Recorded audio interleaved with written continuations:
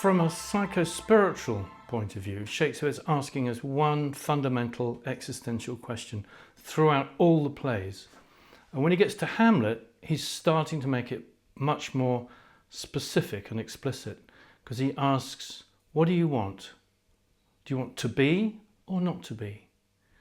And then he asks Polonius to expand on that, and by saying and affirming, and this above all to thine own self be true. And it follows like the night the day, like it's inevitable that thou canst not then be false to any man. This is the question he's asking all of us to explore, and this is the question that he's discussing all the way through the plays. This is the pattern that he set up right from the beginning. And what that means, psycho-spiritually, is, do you want to be who you really are, the true self, or do you want to live in the delusion, if you like, of the false selves? Do you want to know your own innocence, or do you want to live in good and evil, the dilemma of good and evil? Do you want to live as a soul, in contact with your divine nature, your spirit, or do you want to see everything through the mind? And judge everything and restrict yourself and your world to what the mind can actually grasp and the things that the mind tends to do with stuff. He expresses it as the native hue. The native hue is the soul, as opposed to the mortal coil, the coils of mortality, like the serpent coiling around the soul, that prevent us from being who we are, if we allow it. But we have a choice.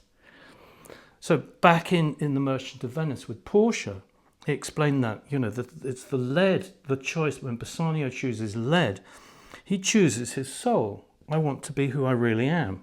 As opposed to the false promise, the illusion of silver and gold, the glamour of the world, if you like.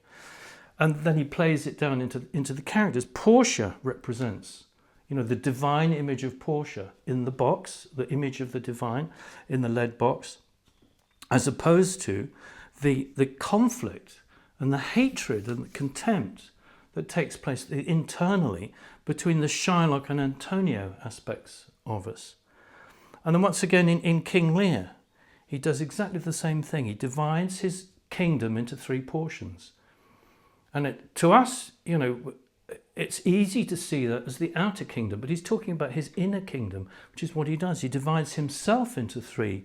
His heart, his true self, versus his false self, which is Regan and Goneril. And the false self immediately starts to undermine him and let him down until he has the confrontation with the Tempest. And that brings about his enlightenment and his reconciliation with his heart, with his true self, Cordelia. And if you look at the way Shakespeare is telling us this in his extraordinary style, Regan and Goneril, funny names, they're anagrams of anger and religion. So he's telling us something subliminally all the way through. He does this all the way through. So the choice that we've got is, do we want to live in our truth, or do we want to live in the dilemma?